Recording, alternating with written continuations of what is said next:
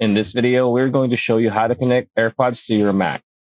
So unlike iPads and iPhones, Macs don't automatically connect to AirPods. Connect them manually, follow these steps. The first of which is to click the Apple icon in the upper left corner of your screen. Select System Preferences, then click the Bluetooth icon.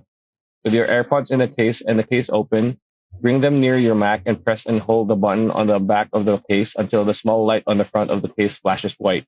Your AirPods should show up in the Bluetooth window on your Mac. Click the Connect button to pair your AirPods. If your AirPods don't show up in the Bluetooth dialog box, shut the AirPods case and wait for 15 seconds, then open the case and press the back button again and try it again.